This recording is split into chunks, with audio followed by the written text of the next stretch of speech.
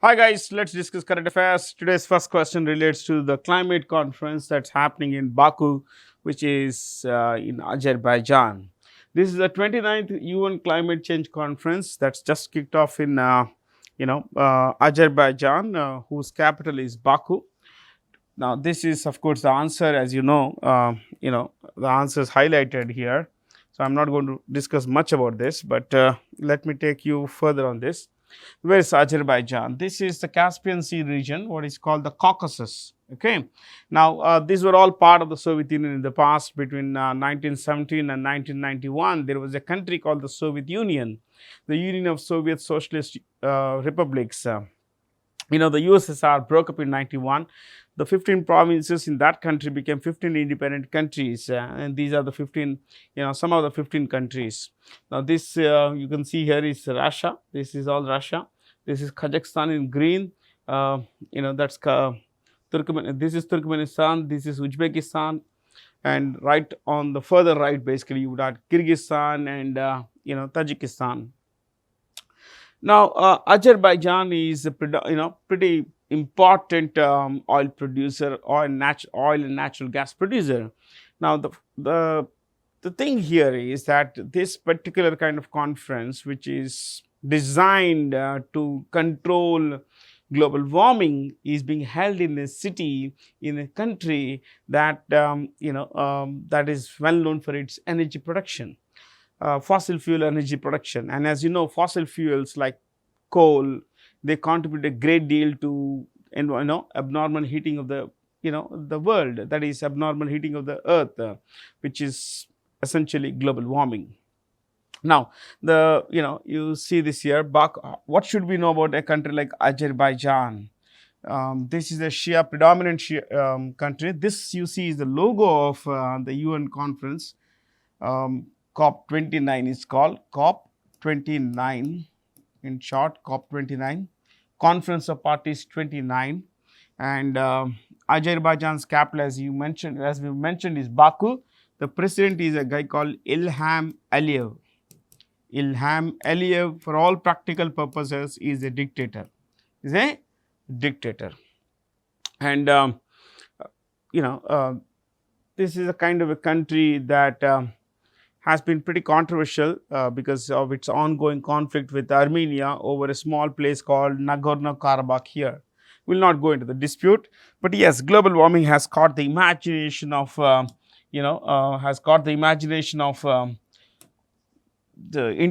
intellectuals, the common people, the policymakers, just about everyone. There has been a massive increase in the average surface temperature of the earth. Now, numerous conferences have happened, and rich countries are reluctant to take the blame while blaming the poor countries. Yeah. So, in any case, a lot of discussions are happening at this place. Let's see where it goes. This is this year's conference, 29th, COP, that is Conference of Parties 29 or 29th COP. Next year, it's going to happen in Brazil, in a place called Belém. BELEM in Brazil. So, the 2025 conference will happen in Belém in Brazil. Okay, I just wanted you to know this. Now, coming to, since we just mentioned energy, petroleum and all that, because Azerbaijan is a formidable producer of oil and gas. Which country is the largest producer of petrol? The largest producer of petrol is United States.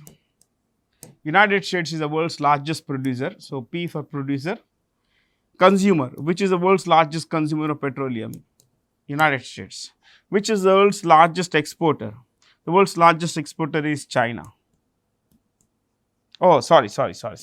It is Saudi Arabia, the kingdom of Saudi Arabia. The kingdom of Saudi Arabia, which is the largest importer? China. So, you see, the largest producer and consumer is United States, largest exporter is the kingdom of Saudi Arabia, while the largest importer is China. Which country has the maximum amount of proven reserves of petroleum? Venezuela. Venezuela has more petroleum reserves than any other country on earth. Okay. Okay, there from an international issue to the local issue. Who took oath as the 51st Chief Justice of India, succeeding Chief Justice Dhananjay Yashwant Chandrachud? Justice Sanjeev Khanna is the new CJI. As you know, the Supreme Court of India was, came into existence in 1950. 1950. Today it has 33 judges plus one CGI. So 34 is the total capacity of the, the Supreme Court of India. Okay. Chandrachud Singh, Dhananjay Yashwant Chandrachud. This guy has just left the CGI's office. His father had the longest tenure for any CGI in India's history. Yashwant Vishnu Chandrachud. Yashwant Vishnu Chandrachud was the CGI, if I'm not wrong, 1978 to 85. He was the CGI of India between 1978 and 85. The longest tenure of any CGI in India's history, Yashwant Vishnu Chandrachud. Okay. So from here, let's go to the next one. Which Indian state or union territory would host the Paragliding World Cup 2024 in Bir Billing? Bir Billing is in Himachal Pradesh. Billing is up there, 2,300 meters high, and Bir is 1,800 meters down. These are two separate places. Okay, so paragliders take off from Billing and fly down to Bir. This is 1,300, that is 2,800 kind of thing. I think something like that. So this is considered the world's best paragliding spot. I'm not a adventure sports lover, so I can't really tell you much about this. But yes, that's the story about this. Okay, not much to discuss because these kind of things happen. This is an esoteric sport, not a common sport. As part of its capacity building engagements with friendly foreign nations of the Indian Ocean region. This is the Indian Ocean region.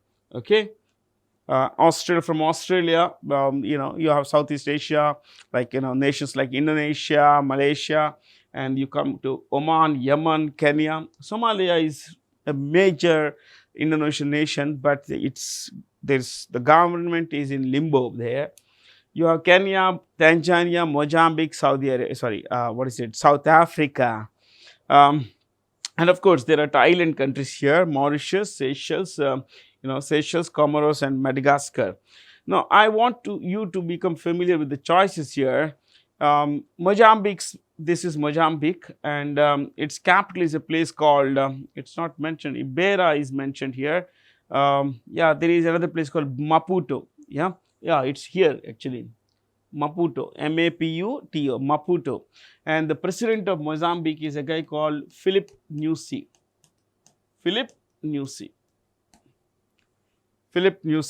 And it's a from there we could go to Somalia. Somalia has the longest coastline of any African nation, 6,666 kilometer long. That is 666 kilometer long coastline. You don't really need to know because the name of the president, but you still want to know, I can tell you his name is Hassan Mohammed. Somalia, Hassan Mohammed, and this is the capital, as you would know, Mogadishu. Kenya, this is Kenya. Kenya is in real trouble because of the civil war situation. Kenya's capital is Nairobi, Nairobi. William Ruto is the president. William Ruto. South Africa, it has three capitals, as you would know, as you would be familiar. These three capitals, my friends, would be, Cape Town. One is Cape Town. The other is Bloemfontein. And then we have, Pretoria, three capitals, Pretoria. Okay. And the president is a guy called Cyril Ramaphosa.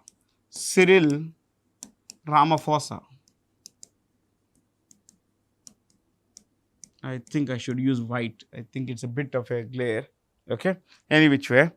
Tanzania is squeezed between, is just above or rather squeezed between Kenya and Mozambique. This is Tanzania. Tanzania's capital is Dodoma. There is also Dar es Salaam, but Dodoma is the main capital. And the president here is Samia Suluhu. She was in India a few months back. Samia Suluhu. Yeah.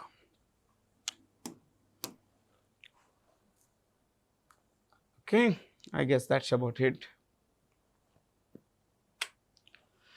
What is the lending target set by the central government for the public sector banks to MSMEs? MSMEs would be micro, small and medium enterprises. These are different kinds of enterprises. 3 are mentioned here, all 3 MSMEs. Let me use white, my friends. Yeah. If you say micro, small, medium, they are defined in terms of one, investment, how much is being invested. So, investment in plant and machinery, that is 1. 2 would be, turnover.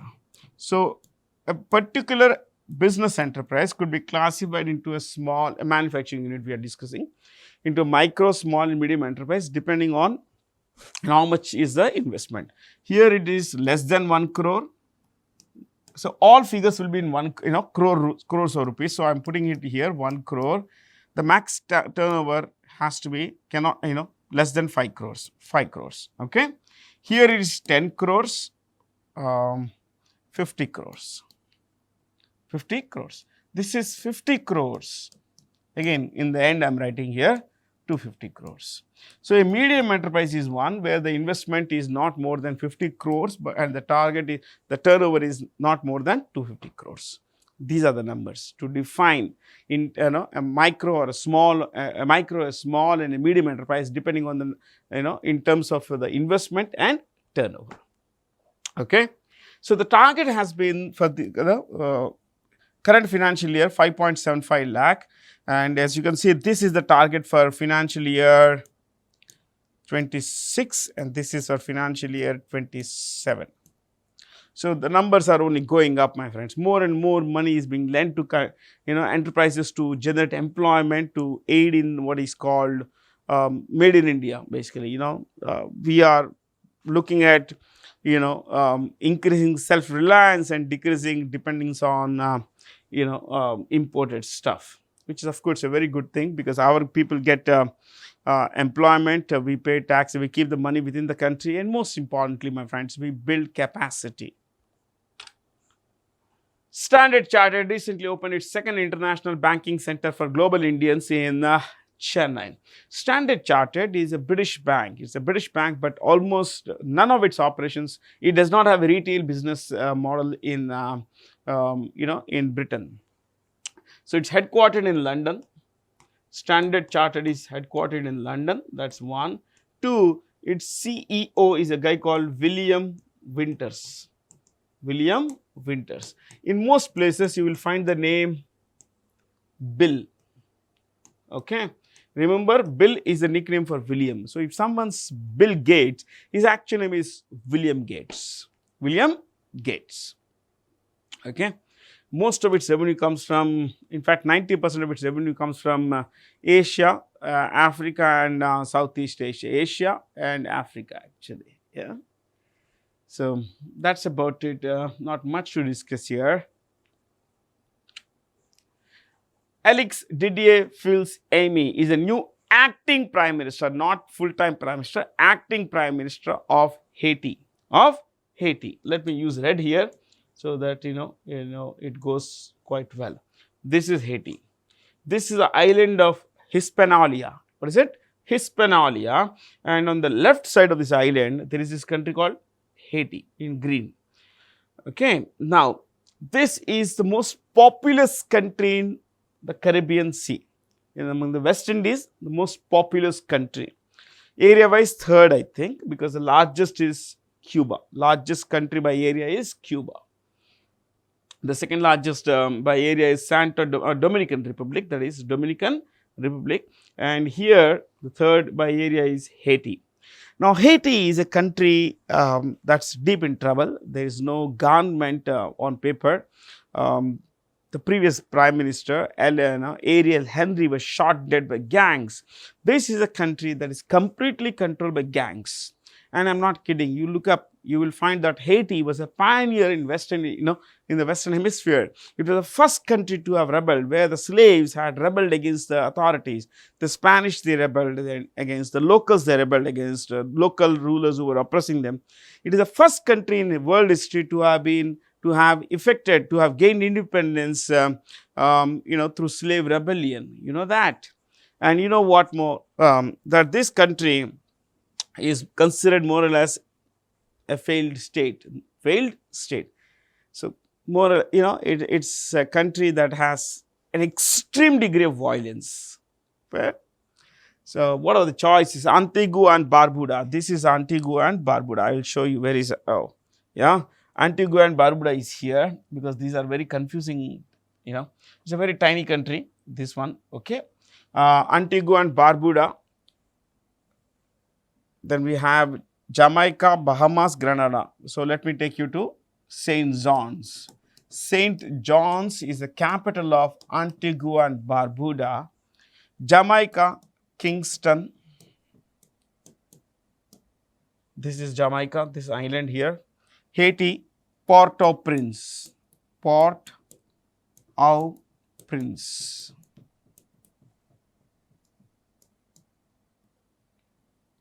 Prince, P-R-E, okay, Prince.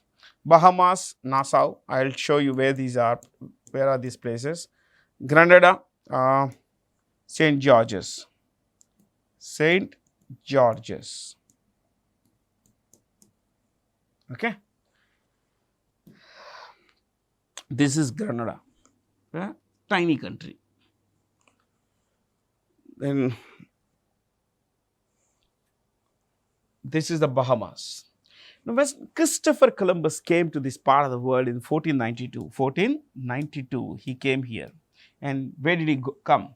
He came to these islands. Okay. He thought he had reached India. So, he called this place Indy. And he called the locals Indians. Locals were called Indians. Yeah. But he went back, he came again. He made 4 voyages in total. One voyage, again he came here. Another voyage he came here, okay. And the third, fourth voyage, last voyage he came here, the Central America. But then he realized, and later the people who came after him realized that he had not reached India. So, since he had reached a part that was west of India, these islands together came to be called West Indies, okay.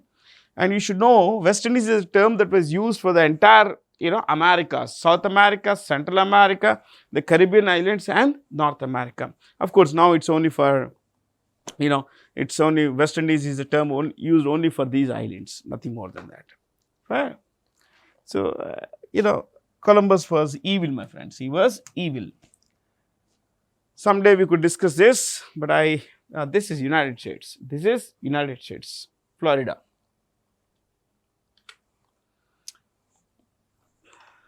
And just to give you some more dope on this Jamaica and Antigua and Barbuda have what are called have dominion status, that the head of their country is a British monarch, even today. Okay. Yeah. This Grenada has a British monarch. India's first ever space exercise, Antariksh Abhyas 2024, was hosted by the Defence Space Agency in New Delhi. Apart from the Defence Space Agency, which of the following forces participated in this exercise? All 3 of them participated. Okay. Way back in 2014, I think, in the 2000s, India tested an anti-satellite weapon. So, India undertook an anti-satellite test. The idea was to destroy incoming satellites or disable incoming missiles or whatever, and disable enemy satellites, destroy enemy satellites, especially in the situation of war. So we have the capability to destroy enemy satellites today. Okay, we are among the very few countries which have this capacity. Who are the chiefs of the Indian Defence Forces, my friends? So let's look at the army. General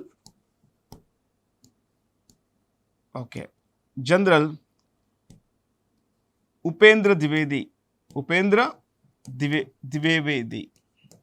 Dwivedi, an expert in two Vedas, 102 Vedas. Indian Navy, Admiral Dinesh Tripathi. Sometimes these names are not very easy to come. Dinesh Tripathi, Admiral Dinesh Tripathi. Indian Air Force, Air Chief Marshal AP Singh. And the Chief of the Defence Staff, CDS, is General Anil Chauhan. General Anil Chauhan. So I wrote in short here. Okay.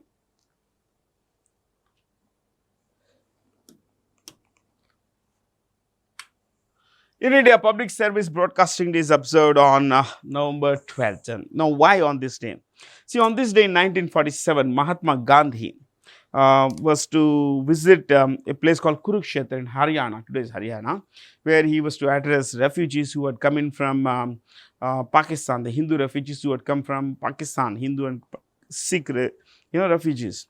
But for some reason, he could not make it to that venue. So he went to the All India radio station, and there he addressed the crowd. And since, that's the day when, more or less this became popular and this medium gained currency, the visit of Mahatma Gandhi to All India Radio office is celebrated as the National Public Broadcasting Day of India, Public Service Broadcasting Day. Okay. So it is to do with Mahatma Gandhi's visit to All India Radio office in 1947. November 11th, this is, National Education Day of India, National Education Day. This is in celebration of the birthday of India's first education minister, Abdul Kalam. Okay, Maulana Abul Kalam Azad. Maulana, he was by training. Abul Kalam was his name, and Azad was his pen name. This, of course, but this is the World Diabetes Day.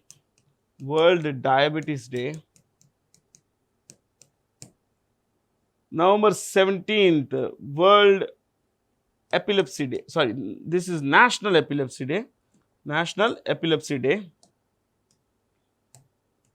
Epilepsy, as you would know, is a disease of the brain. It's a non-communicable disease of the brain, which can affect just about anyone, friends. Okay. This is the International Men's Day. A little about each of these choices here. International Men's Day. So, the 2024 Chennai Grand Masters chess title was won by Arvind Chidambaram. And this guy finished second, number 2. Number 3 was our Arjun Erigesi, currently world number 4. In some latest ranking, is world number 2 also. Okay, yeah. Not much to discuss here. Which Indian IT company has acquired the California-based artificial intelligence firm IntelliSwift for $110 million? L&T Tech Services, which is headed by Amit Chadda.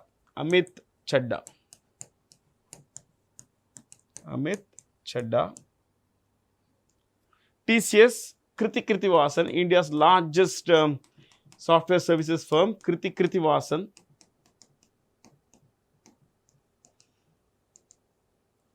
Wipro, Srini Pallia.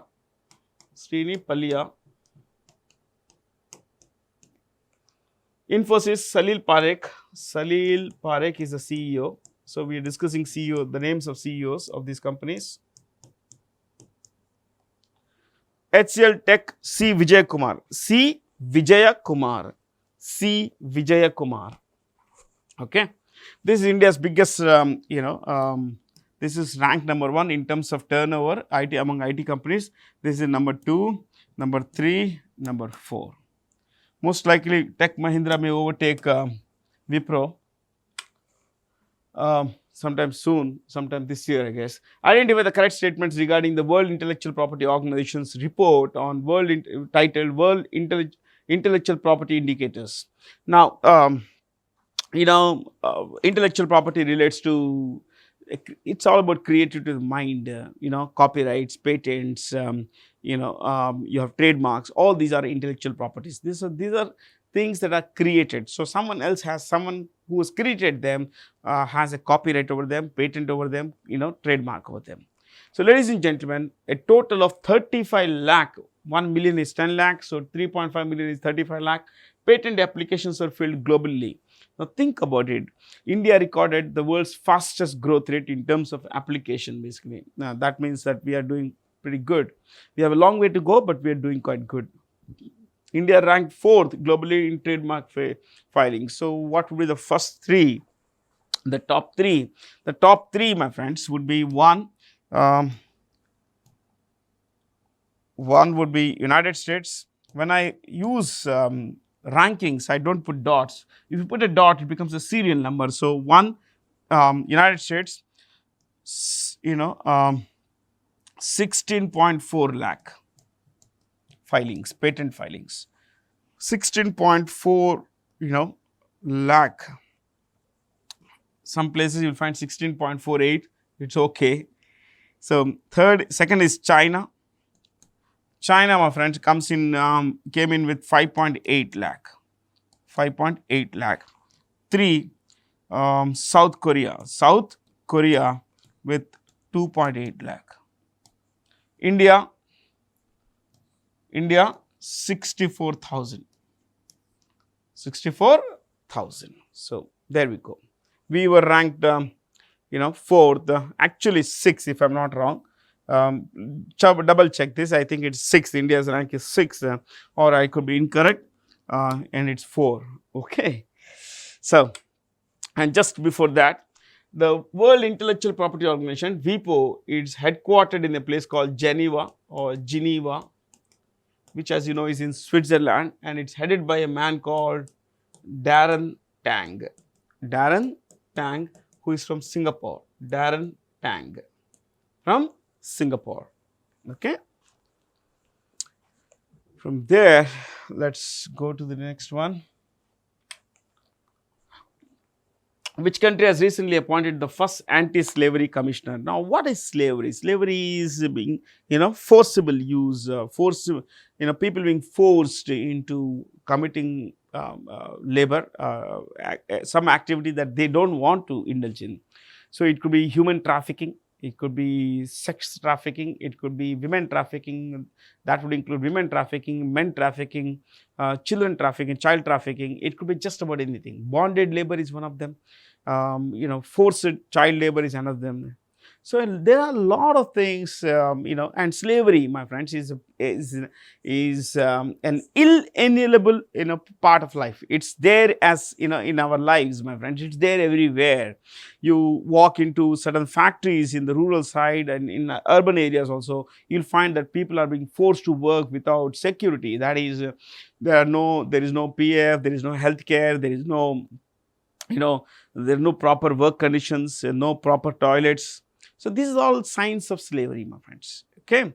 So if we are talking about modern slavery, while right to work is an inalienable part of our lives, right to decent work, right to work where with dignity, with empathy, this is missing. This is missing. And Australia has come up with this. The first guy's name is, the commissioner name is Chris Evans. That's not important. The idea is Australia has taken a step where they would, this guy, the commissioner, would monitor whether the companies that are selling products have sourced them from companies that have, that are ethically and morally right. Okay, that they are not sourcing them from, from producers, manufacturers who, who have indulged in child trafficking, substandard working conditions for their workers. Okay. I mean, look, despite all these things, my friends, bonded labor is an ugly fact of life. Immoral child trafficking, women trafficking, basically this is a normal part of life. However, there are a lot of laws, but it's the key is in enforcing these laws and speedy resolution. That's missing. Which ministry approved the establishment of the all-women battalion of, the first all-women battalion of Central Industrial Security Force? The CISF guards all government establishments like airports, ports. You have industrial units, large industrial units. You have petroleum units. You have, nuclear power plants.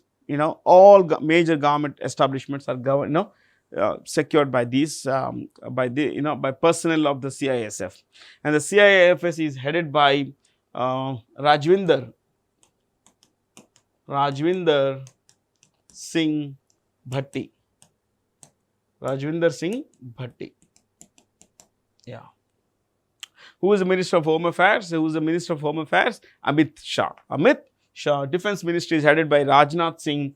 Finance, Nirmala Sitharaman. Law and Justice, Arjun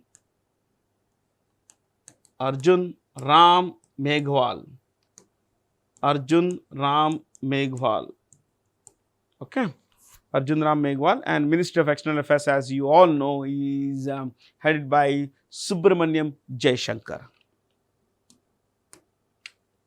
The Food Safety and Standards Authority of India has asked e-commerce food business operators like this Blinkit, quick delivery services like Blinkit, Swiggy, Instamart, Blinkit is owned by Zomato, you have Zepto and all, that they have asked, the FSSAI has asked FBOs selling food items on their platform to ensure a minimum shelf life of 45 days or 30% of the total life, 30% of the shelf life, remaining total shelf life.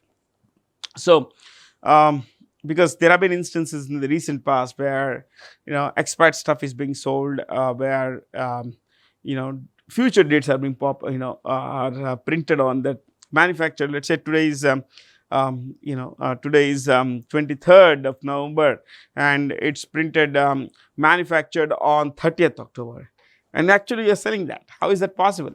You can't be manufacturing in the future, and it's something that's already available. Yeah. So, which city is hosting the 16th Game Developer Conference 2024? Hyderabad, Bengaluru are considered the gaming capitals of India, especially Bengaluru, because Hyderabad comes in second. And what other institutes can we put? For a change, let's put some institutes in this. Hyderabad, National Institute of Nutrition. I'm just adding value here. Chennai is home to Central Leather Research Institute. Bengaluru is home to the Indian Institute of Science. New Delhi, of course, plenty of institutes like DRDO, Defense Research and Development Organization. Coming to Pune, you could look at the National Film Archive of India.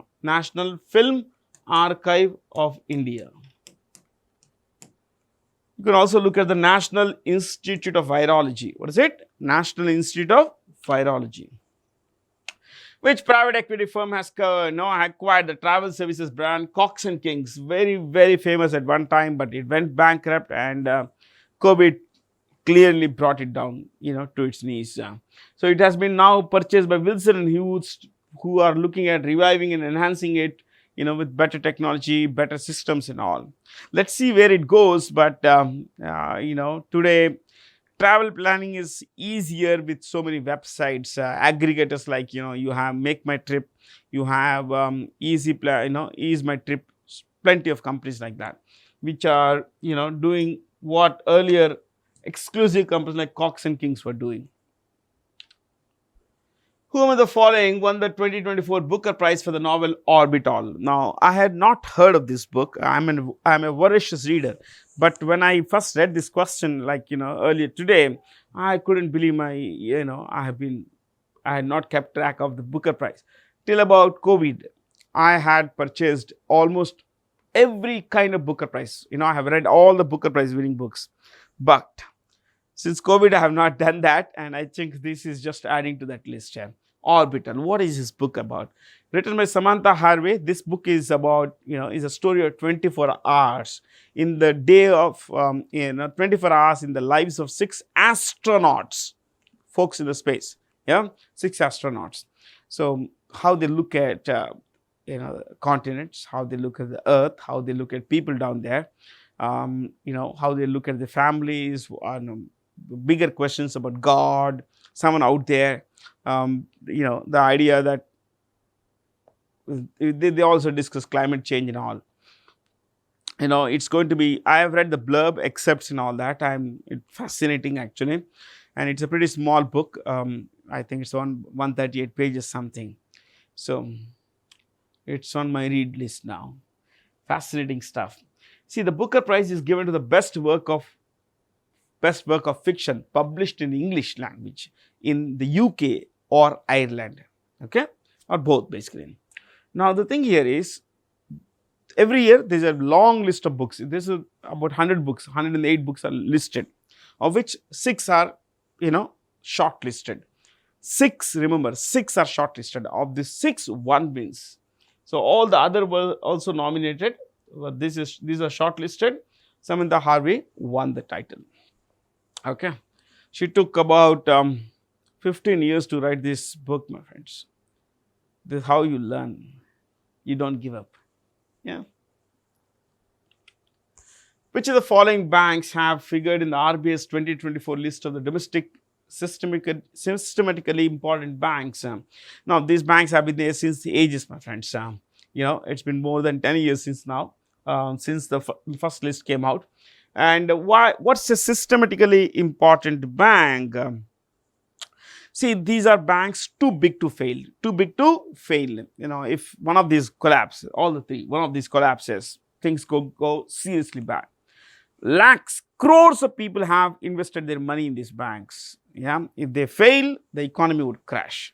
They would have a devastating impact on the economy. So these banks are considered too big to fail.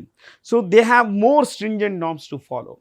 They would have to keep aside a lot of capital. These rules don't apply to banks that are not among the domestic systematically important banks. Globally, there are 29 such banks. India has 3 of these banks. So, these banks, and you should know these are private sector banks. These 2 are private sector banks. That's a government bank, State Bank of India. So, the idea behind is why higher capital requirements? To be able to absorb losses. In case there are massive losses, they should be able to absorb losses, and so that there is no financial disruption in the economy. I think you already know the CEOs of this. Like, for example, Sandeep Bakshi heads ICICI Bank. Sandeep Bakshi, Sashidhar Jagdishan, HDFC Bank CEO. Coming to SBI, Challa Srinivasulu Shetty. India's Ministry of Mines has recently signed an agreement with the Dash-based International Energy Agency for cooperation in critical minerals. Critical minerals are critical to certain sectors like defense, aviation, certain products that go into that come from marine animals and marine resources and all. Now, thing here is that I'll just use red here. This International Energy Agency, my friends, is based in Paris. It's based in Paris, and it's headed by Fatih Birol. Fatih Birol is from Turkey. He is from Turkey, and he works as the head of the International Energy Agency. India needs critical minerals, lots of critical minerals, but unfortunately, we don't have a great supply. The largest supplier of critical minerals is China, my friends. China is sitting on tons of critical minerals, but that's the reason why we have got into a deal with the IEA. Okay. What about the choices here? Not much to discuss. Bern, as you would know, is in Switzerland. Now, most people will tell you that it's the capital of, what is the place? Switzerland. No, Switzerland does not have a capital. It's one of the only two countries in the world to not have a capital. One is Nauru, Nauru, the other is Switzerland. But Switzerland's government sits in the city of Bern. That's why it's considered de facto capital, or otherwise it has no capital by law. Fair. Name the fourth edition of the Pan-India Coastal Defence Exercise to be conducted by the Indian Navy, Sea Vigil 24. The idea is to safeguard our coastal coastline, and India has one of the longest coastlines in the world. We have over 7,500 kilometers of coastline, my friends. So to safeguard that coastline, we every year have been undertaking a pan-India across, that is islands, Andaman Nicobar Islands, Lakshadweep, the entire mainland coastline. So this military exercise, the defense exercise is called Sea Vigil. Who was awarded a 2024 number 1 ATP, Association of Tennis Professionals Trophy, for finishing the year at number 1 in the male tennis rankings? Jannik Sinner. He is from Italy. He is world number 1 from Italy. Remember this, ATP is exclusive to men, Association of Tennis Professionals, and WTA is for women, Women's Tennis Association. Okay, this title, the number 1 title, went to Aryna Sabalenka of Belarus. Aryna Sabalenka of Belarus. She's from Belarus. Skinner here. Sinner is from Italy. Okay. Both, weirdly, both Sinner and Sabalenka have won, the US Open and the Australian Open. Yes, both won the US Open and Australian Open in 2024. Okay. Who topped the Edelgive Hurun India philanthropy list 2024, contributing nearly 2,100 crore rupees in the last financial year? Shiv Nadar, the founder of HCL Group. Shiv Nadar is considered the father of Indian computer hardware industry. The father of India's computer hardware industry is Shiv Nadar. Okay. He is a guy who started HCL at the time when no one knew what computer was. Forget about using them.